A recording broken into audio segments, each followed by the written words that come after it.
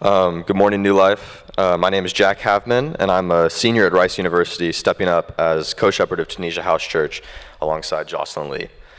To go over some brief background, I did not grow up Christian, and I had very few Christians around me growing up, but instead I was just irreligious. At times I identified as atheist, and at other times agnostic, but truthfully, figuring out the meaning of the universe or the meaning of life was not something I really thought about. During my freshman year at Rice, I met and became friends with a few Christians, some of whom attended New Life, but religion continued to be something I did not think about for the duration of my freshman year. This changed the summer after freshman year when I was invited to Summer House Church by J.J. Lee, who I was living with. And after wrestling with it for a little bit and attempting to ask J.J. some what I thought were hard questions, I came out to visit, met Pisang and talked to him, learned about Christianity for the first time in my life, and decided that it could potentially be something worth pursuing. Once sophomore year began, my close friend Nathaniel Wang invited me to Tunisia, where I have been since.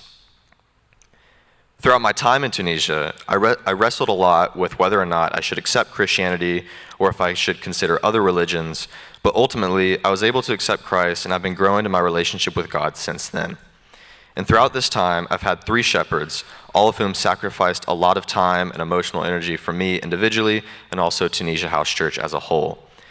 I did not realize at all how much they had done for me until somewhat recently, so I wanted to talk about each of them and reflect upon what I learned. My first shepherd was Peter Chung, who exuded God's love so well. He's one of the most welcoming people I know, and he, alongside the rest of Tunisia, made me feel like a part of the house church incredibly quickly. Peter also showed God's love by telling you what you need to hear, not necessarily what you want to hear. One time during sophomore fall, I decided to leave house church early to go to some party, and this was not something that I had not skipped house church before. I could tell that Peter was debating for a bit what to say, but instead of commanding me what to do or being angry, he just told me his opinion and that he thinks I shouldn't do it, why he thinks I shouldn't do it, but at the end of the day, he trusts me to make my own decisions. And unfortunately, I made the wrong decision, and because he fully entrusted it to me, I actually felt pretty guilty afterwards. And I came to talk to Peter afterwards, and he was, of course, the most forgiving guy, and I learned my lesson and didn't skip house church again. Next, I want to talk about Aubrey Tsui, who stepped up alongside Jocelyn when we multiplied during the spring of my sophomore year. Aubrey really wanted to know each house church member deeply on an individual level, and he encouraged so much spiritual growth in me. We had lunch weekly, and I could relate to him a lot because he did not grow up Christian just like me. And through these meals, Aubrey would bring up tough topics like greed for money or lust, and he really made me self-reflect on these sins that I really didn't want to spend time thinking about. I didn't realize at the time how awkward or difficult that may be to just bring up to someone out of the blue, but I'm so grateful that he did because he caused me to address a lot of these sins in my life more seriously. Unfortunately, and this is a flaw I have, but I would sometimes downplay the gravity of the sins in my life to Aubrey because I didn't want to disappoint him. And for that, Aubrey, if you're in here, I'm sorry, but you still got me to address a lot of these sins in my life, and I'm incredibly grateful that you were my shepherd.